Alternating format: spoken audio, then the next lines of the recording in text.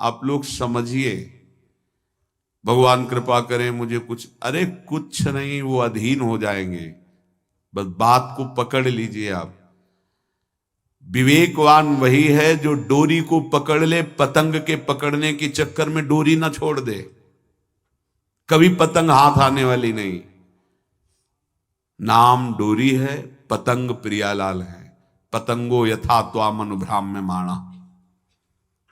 नाम मत छोड़िए, पकड़ते रहिए, घसीटते रहिए। एक एक नाम आपको ऐसा, जैसे हम डोरी घसीटते जा रहे, पतंग नजदीक आती जा रही, ऐसे नाम जापक के समीप रूप प्रकाशित होने लगता है। जो नाम ध्यान पूर्वक जप किया जाता है, इसके लिए और कोई साधन की आवश्यकता नहीं। देखो, अगर आप विद्वान शास्त्र पद्धतियों को जानने वाले जनों का संग करोगे तो ऐसे शब्द बोले जाते हैं। माना कि नाम की महिमा है। हम ये भी जानते हैं कि नाम की महिमा में अगर जरा भी बात करें तो अर्थवाद नामापराध लगता है। ये हम बहुत विद्वानों की बात करें, पर भाई शास्त्र भी तो आज्ञा करता है। शास्त्र विधि का पालन भी तो करना है। ऐसा थोड़ी है कि आप नाम के बल पर शास्त्र विधि का त्याग कर दें। और हम जहां से बात कर रहे हैं ना, बोले कहां से बोल रहे हो? बोले वृंदावन से बोल रहे हैं। क्या बोल रहे हो? विधि निषेध नहीं दास, अनन्य उत्कट व्रतधारी। हम उन आचार्य की शरणागति के बल पर बोल रहे जो शास्त्र विधि निषेध के दास नहीं है।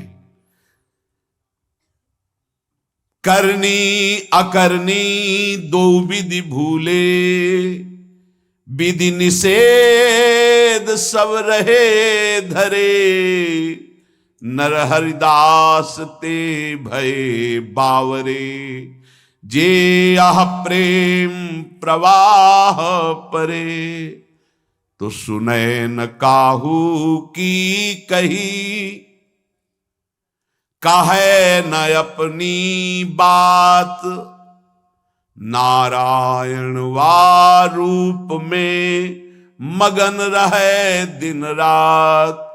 ना काहू सो बोलिबो, ना कोई व्यवहार। बस अपनी कुंवरी किशोरी को जियत निहारी निहार। कुछ नहीं चाहिए। ऐसे उपासक के सामने मोक्ष पदवियां सिद्धियां हाथ जोड़े खड़ी रहती हैं, पर उसको चाहिए ही नहीं। जब तक चाह है तो पकड़ में नहीं आएंगी, और जब चाह मिट गई तो सब घेर लेते हैं अपने आप। सारा वैभव रिद्धियां सिद्धियां सब। जब तक चाह है तब तक कर्म का भोग भोगना पड़ेगा। अचाह हो गए तो अब भगवत विधान लागू हो जाता है।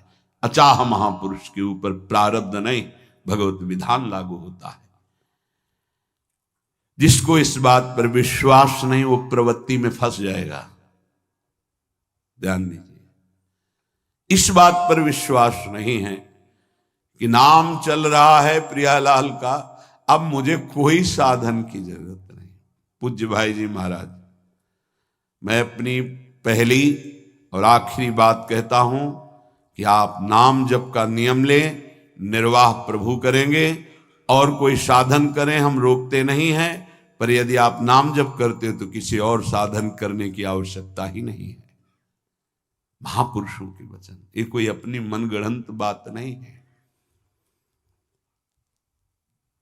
भगवान ने अपने को सहज में प्राप्ति करने का उपाय अपने श्रीमुख से बताया। अनन्य चेता सततम यो माम स्मरति नित्य सह, तस्याहम सुलभा पार्थे नित्य युक्त योगिना। जो पुरुष, जो उपासक अनन्य चित्त से मेरा स्मरण करता है, मैं उसके लिए सहज हो जाता हूं, सहज प्राप्त हो जाता हूं। जिनको लगता है भगवत प्राप्ति बहुत कठिन है, अरे ये तो कहीं ब्रह्म ऋषियों को मिलते हैं, नहीं नहीं, ये इतने कृपालु हैं कि बिल्कुल सहज हैं। जो सहज हो जाए तो बहुत जल्दी मिल जाए। कहीं गाय चराने वाले को मिल जाते हैं, कहीं एकदम भोले भाले जिनको ज्ञान ही नहीं है उनको भी मिल जाते हैं। एक बहुत ही भोला नवयुवक था, अढ़ैया नाम था उसका। अढ़ाई कहते हैं 2.5 किलो को।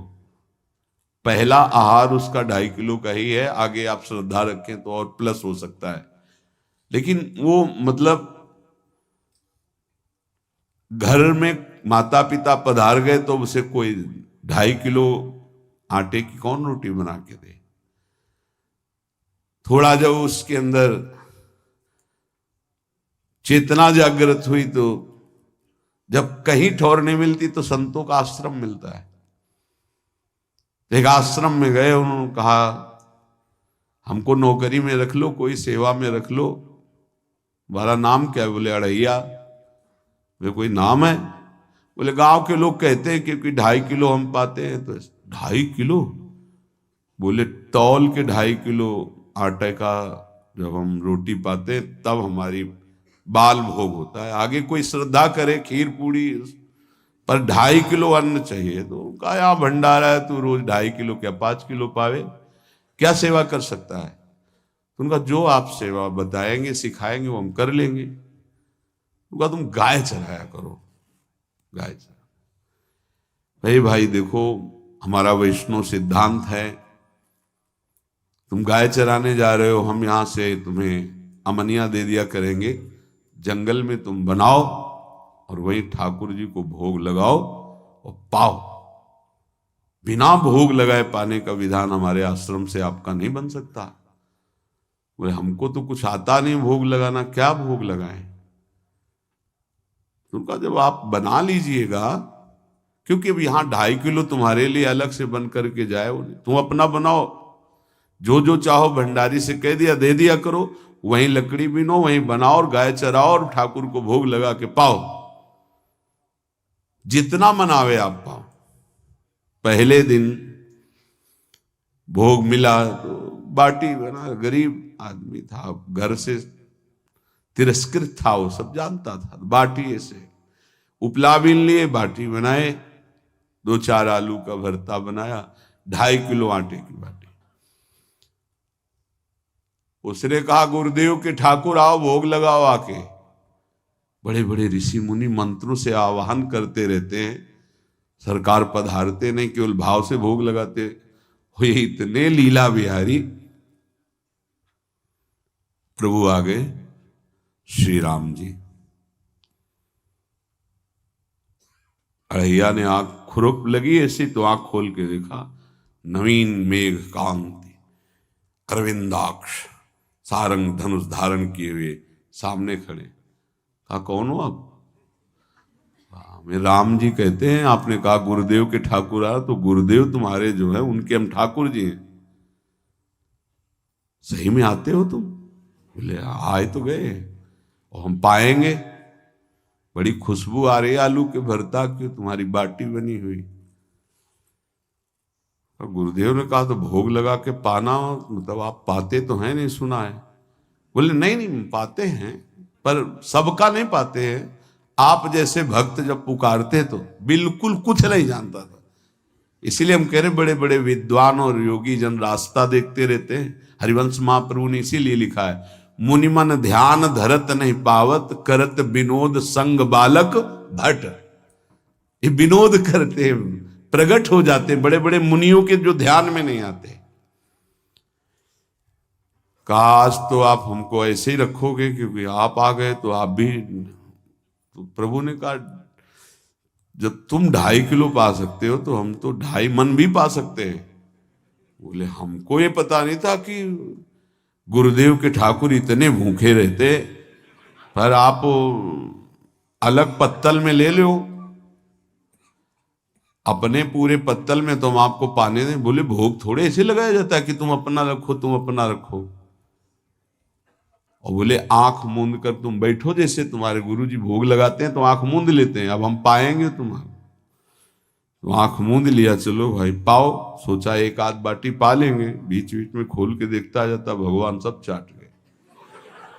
भगवान बड़े करत विनोद संग बालक भट, हरिवंश महाप्रभु कह रहे, करत विनोद संग बालक भट, मुनिमन ध्यान धरत ने पावत। आँख खोला, बोला आज हमको भूखे रखोगे? बोले जानते हो तुम्हारे गुरुजी ने क्यों भोग लगाने के लिए कहा है? आज एकादशी है, तो तुम्हारे गुरुजी के यहाँ एकादशी रह जाती है, इसीलिए तुमको अमनिया दिया, वहां बनाया नहीं, और तुम्हें रोज अमनिया देंगे। तुम रोज आओगे हम बुलाएंगे तो? अब आप बुलाओगे रोज तो आएंगे नहीं, हम रोज रोज आएंगे। बोले तो ठीक है, अब अगली बार से। बोले गुरुजी आपके ठाकुर जी आए थे, हमारी सारी बाटी खा गए, 5 किलो आज से हम ले जाएंगे, 2.5 किलो आपके ठाकुर जी के लिए, 2.5 किलो अपने लिए। बहुत हंसी आई कि वहां कुंतलों का सब भंडारी का देखो, पूछने की जरूरत नहीं, जितना कह दे दो। 5 किलो के हिसाब से आटा के अनुसार भरता बनाने के लिए आलू वगैरह से सुबह से गाय लेके निकल जाता, जंगल में छोड़ दिए, उपला में ने आग लगाई, बनाया, वो गोले गोले रख करके, उसमें कोई समय तो लगता नहीं। आग पकी हो तो बहुत सुंदर बाटी बनती। बाटी बनाया, भुरता बना के, पत्तल बड़े बड़े जंगल के से, कहा गुरुदेव के ठाकुर पधारो। तो आँख खोल के देखा साथ में सिया जी। उसने कहा ये कौन है? बोले हमारी अर्धांगिनी है। तो कल क्यों नहीं बताया था आपने कि अर्धांगिनी भी है? ये भी पाती है? बोले हमारे जैसा है।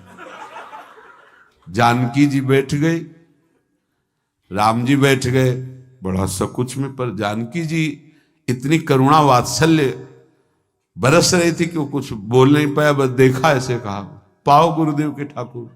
प्रभु आराम से, सिया जो खूब स्वाद बखान बखान करके पाए। वहां खोल कर देखता आज भी हम 2.5 किलो अपने ले लाए थे, लेकिन ये दोनों पा गए।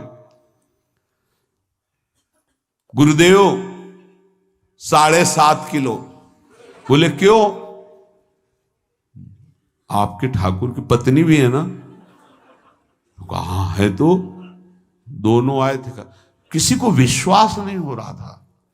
दे दो भाई, अरे गाय को खवाएगा, दे दो, कुछ करेगा, क्या कमी है यहां?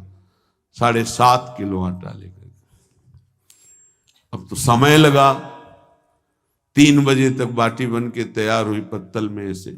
गुरुदेव के ठाकुर पधारो, बस उसको बुलाना होता था कि विनोदी प्रभु, साथ में लखन जी, राम जी, सिया जी, लखन। ऐसे देखा, ये कौन है? बोले छोटे भाई। आपके भाई भी है? हाँ है। पहले अब परिवार में कितने लोग हो आप? पहले बता देते तो हम वो सब आ जाते हैं।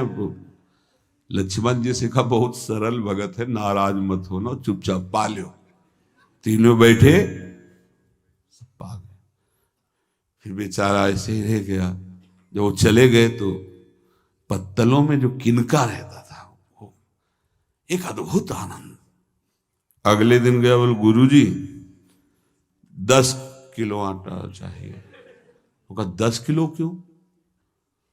बोले आपके ठाकुर जी भी आते हैं, उनके ठाकुरायन भी आते हैं, उनके परिवार के भाई भी आते हैं, गोरे गोरे थे वो। यार कैसे, इसको कैसे अनुभव हो सकता है सिया राम लखन जी का? बहुत हट किया, 10 किलो आटा लिया, पहुंच गए, बनाया, 4 बज गए, रखा। उस मन में सोच रहा था आपकी संख्या ना बढ़ जाए। कहा गुरुदेव के ठाकुर पधारो। विशाल गदा, भयंकर स्वरूप हनुमान जी महाराज। आंख खोला तो 3 स्वरूप में प्रभु खड़े हुए थे, सिया राम लखन, हनुमान जी चरणों में बैठे। पूछा ये कौन है? तो कहा ये हमारे प्रिय सेवक हैं हनुमान जी। एक बार आप अपने पूरे परिवार का, अपने सेवकों का वो आप पर्चा बना के मैं दे दो, गुरु जी को दे देंगे जाके। हर बार एक बढ़ जाता है तो भगवान मुस्कुराए, हनुमान जी इसका कुछ बोलना मत, बहुत निराला भगत है। बोले पाओ प्रभु। तो पहले सिया राम जी पाए, फिर जो प्रसाद लक्ष्मण जी पाए, फिर हनुमान जी पाए। हनुमान जी सब पूरा बहुत निर्मल भाव से बनाया हुआ और निर्मल भोला भक्त पा गए। अगली बार कहा गुरुदेव 5 किलो एक्स्ट्रा में रख दो, 1 नंबर बढ़ता जाता है। आपके पहले ठाकुर जी आए, फिर ठाकुरायन जी आए, फिर उनके भाई आए, फिर इस बार तो बहुत भयानक रूप, गदा लिए हुए, लाल अरुण वर्ण शरीर का प्रकट हो रहा है। जिधर देखो कंचन वर्ण की कांति, मुख में अरुण वर्ण की कांति। हमने पूछा आपके ठाकुर जी से, तो उन्होंने कहा कि वो सेवक हैं। उनको रोमांच हो रहा था कि क्या सही भगवान करुणा करके इसको दर्शन देते हैं। अब अगली बार अगर ये बात करेगा कि तो फिर अब हम इसकी परीक्षा लेंगे। ले गया इस ट्रा में, बनाया सब। आओ गुरुदेव। अब तो पता था कोई आने वाला नहीं। गुरुदेव के ठाकुर 2 संख्या बढ़ गई। आंख खोल के देखा, कहा ये कौन है? तो कहा ये हमारे और भाई हैं, इनका नाम भरत है, इनका नाम शत्रुघ्न है। पहले महाराज बता देते ना कि आपके और भाई हैं, हमने कहा था आपसे प्रार्थना की थी।